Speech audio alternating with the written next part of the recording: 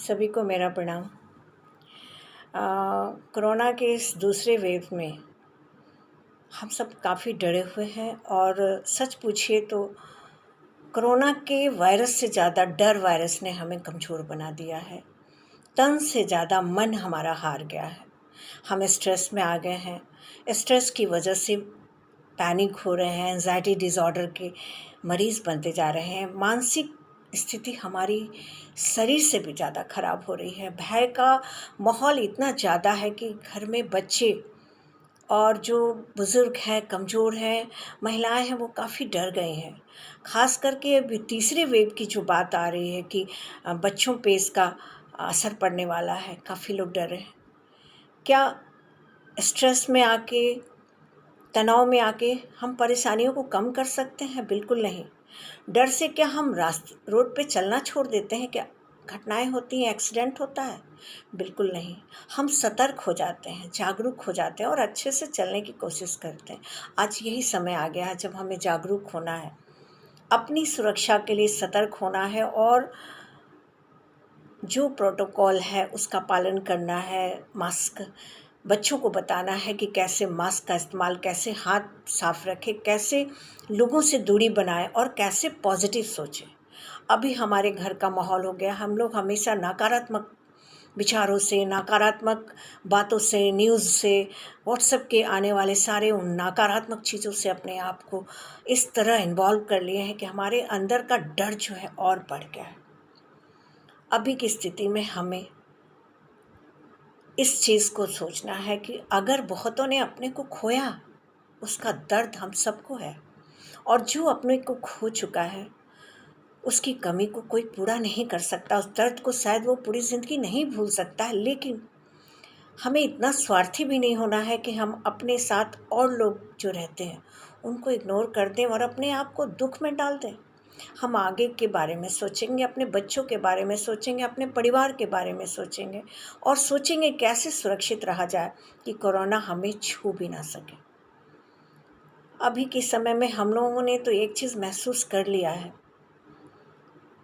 कि प्रकृति के साथ हम लोगों ने अच्छा खिलवाड़ किया, पेड़ को कटवा दिया। और ऑक्सीजन की बात करें तो आज घर से निकलेंगे तो दूसरे की खिड़की से टकरा जाइएगा, दूर तक हवा का नामो निशान नहीं। कहीं ना कहीं हम सब इसके लिए जिम्मेदार हैं।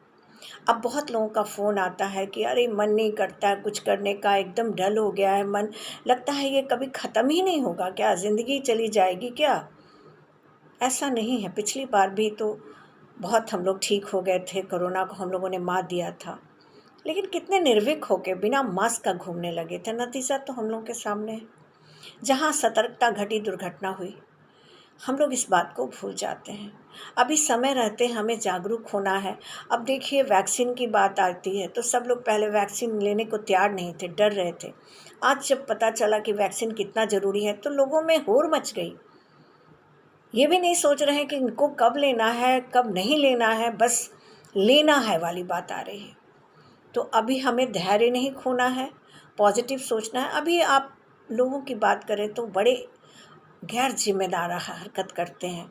रास्ते में कहीं भी थूक देना, मास्क को फेंक देना, बिना मास्क का घूमना, एक दूसरे को सट के बात करना। आप संक्रमित ही नहीं करते हैं, हो सकता है कि आपके बच्चे, आपके परिवार के सदस्य भी किसी से हो।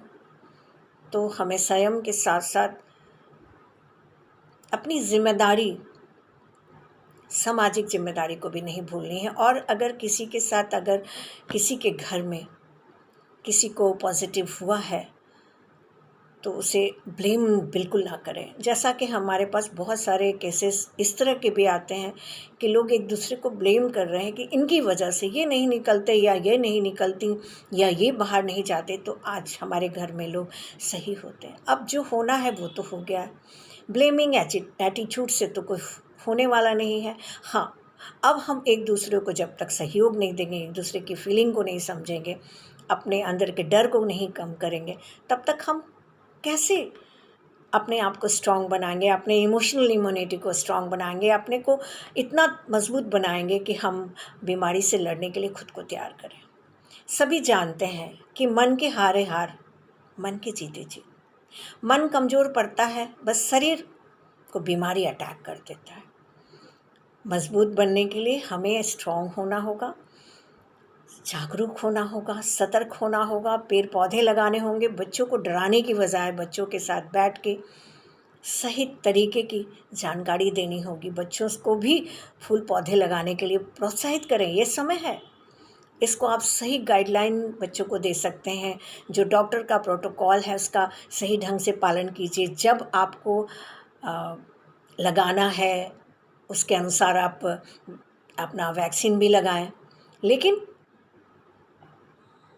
बेचैन ना हो, घर से बाहर ना निकले और सामाजिक असहयोग को अपना हिस्सा ना बनाएं। और देखेंगे हम लोग बहुत जल्दी इस कोरोना को मात दे के फिर से ज़िंदगी उसी पटरी पर ले आएंगे जहां हम पहले थे। बस कुछ चीज़ों का ध्यान देना है, पॉजिटिविटी कम ना करें, एक दूसरे को फ़ोन से पॉजिटिव देते रहें। अगर कोई बीमार है, किसी को कोई परेशानी होती है, उसको इग्नोर ना करें। कहते हैं ना, कंधे पे थोड़ा हाथ कोई रख दे और कहे कि मैं तुम्हारे साथ हूँ। देखिए कितनी एनर्जी आ जाती है, मन में भी और तन में भी। परिवार में भी एक दूसरे को जब हम एक दूसरे को सहयोग देते हैं, फ़ोन से एक दूसरे रिश्तेदारों को हम जब कहते हैं कि मैं ठीक हो गया हूँ, तुम भी ठीक हो जाओगे, तो शायद उसके अंदर एक एनर्जी आती है। आज बहुत सारे केसेस हैं, आप पता लगा लीजिए। डर से उनके बीपी बढ़ गई, उनका हार्ट अटैक कर गया। हाइपरटेंशन बहुत ख़राब है, इसलिए टेंशन को बोले बाय। स्ट्रेस को अपने ऊपर भारी ना पड़ने दें। मेंटल हेल्थ को कभी इग्नोर ना करें, क्योंकि यही आपके शरीर को बचाने वाला है और शरीर आपके हाथ में है।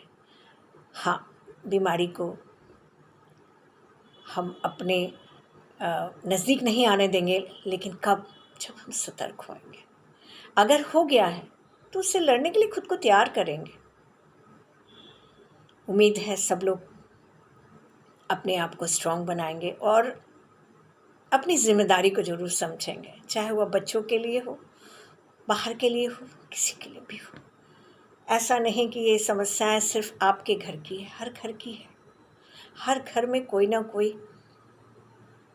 कोरोना से जूझा है, लेकिन अपने बल को कम नहीं करना है, अपने मनोबल को, अपने आत्मबल को कमज़ोर ना पड़ने दें।